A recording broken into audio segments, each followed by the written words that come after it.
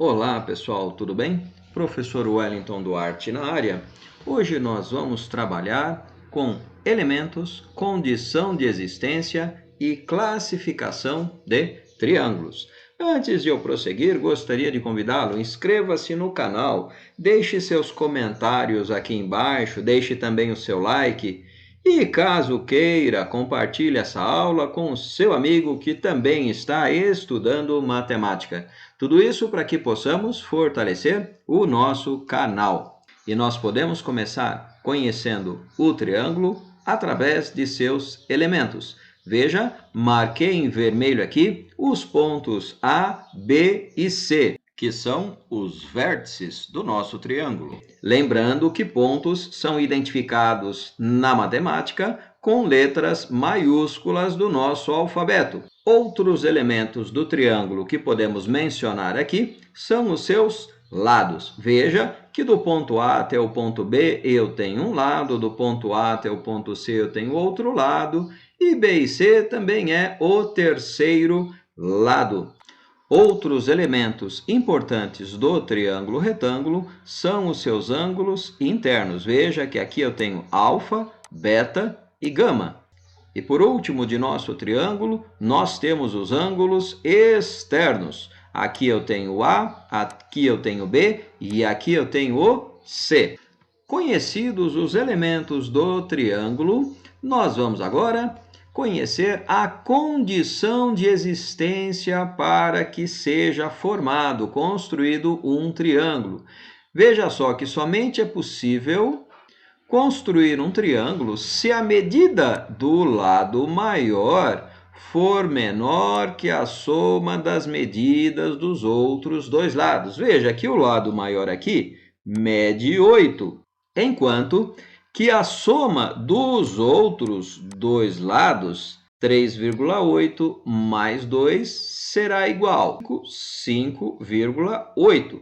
Veja que a medida do lado maior é maior do que 5,8, ferindo a condição de existência, onde a medida do lado maior teria que ser menor que a soma dos outros dois lados. E é bastante simples enxergar isso. Veja que se eu for descendo este lado nesta direção, assim como se eu for descer este lado nesta direção, estes dois segmentos de 3,8 e 2 centímetros nunca irão se cruzar, portanto, não formarei um triângulo. Agora observe só este outro exemplo. Veja que também o nosso lado maior aqui mede 8.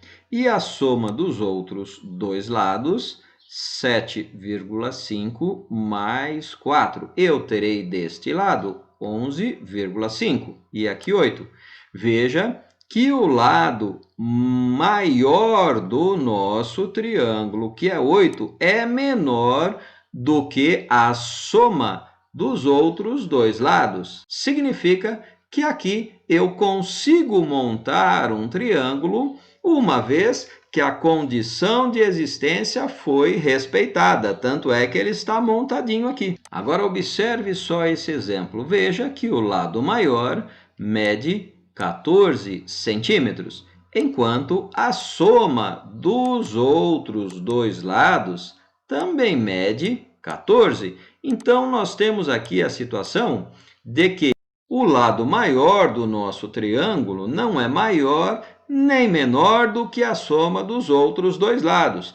E aí você pergunta, será que eu consigo montar um triângulo quando isto acontecer? Observe que da mesma forma eu vou descer este segmento de reta amarelo um pouquinho. Vou descer também o segmento de reta verde, até que os dois vão se encontrar. Porém, não teremos aqui também um triângulo, pois foi ferida a condição de existência, que diz o seguinte, relembrando, a medida do lado maior do triângulo for menor que a soma da medida dos outros dois lados. No nosso caso, o lado maior é igual à soma dos outros dois lados, como já vimos. E por último, nós vamos ver a classificação de triângulos, que podem ser classificados quanto aos seus lados ou quanto aos seus ângulos. Se o meu triângulo tiver 3 lados iguais, como é o caso desse primeiro aqui, nós chamamos de equilátero. Equi ou equi significa igual. Se o nosso triângulo tiver 2 lados iguais e um terceiro lado diferente, ele é isósceles. Por outro lado, se o nosso triângulo tiver 3 lados totalmente diferentes, então teremos um triângulo escaleno. Essa é a classificação quanto aos lados. E a classificação quanto aos ângulos fica assim. Se tiver um ângulo de 90 graus, portanto, um ângulo reto, teremos um triângulo retângulo.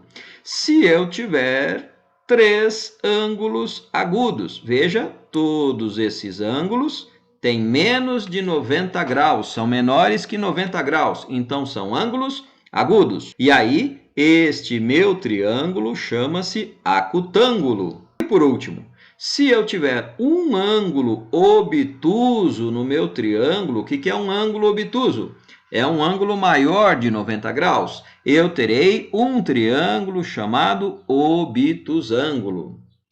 Bem, agora que você já sabe classificar triângulos, vamos resolver este problema aqui. Na figura abaixo, CDE é um triângulo equilátero, portanto, tem todos os lados iguais. É este triângulo maior aqui. Veja que todos esses 3 lados são iguais. Perceba que se eu tenho 8 centímetros aqui nessa base, eu também terei 8 centímetros nas laterais. O perímetro total da figura é 32 centímetros. Veja que perímetro é a soma de todos esses lados da figura. Qual é em centímetros a medida de AC? Veja que AC é este lado aqui. E, por sinal, o lado AC é igual ao lado BC. Como é que eu sei? Porque o triângulo é isósceles. Veja que eu posso montar a seguinte expressão. 3 vezes 8 é a soma dos 3 lados do triângulo CDE, que é equilátero. Quando eu somo com o 3, eu estou somando com o lado AB, que seria a base do triângulozinho menor. Tiro o resultado, este resultado que está em azul, de 32. Sobram somente estes 2 lados aqui, que, por sinal, são iguais. E se eles são iguais, quando eu divido por 2, eu terei o resultado procurado. Então, veja, 3 vezes 8, 24, mais 3, 27, que eu vou tirar de 32, eu terei 5. 5 dividido por 2, eu terei 2,5. Este é o resultado final do meu problema. O lado AC mede 2,5 e o lado BC mede 2,5 centímetros também. Claro que ele pediu somente a medida do lado AC. Muito bem, pessoal, a nossa aula de hoje termina aqui. Deixo um grande abraço a todos vocês e até a nossa próxima aula. Até lá!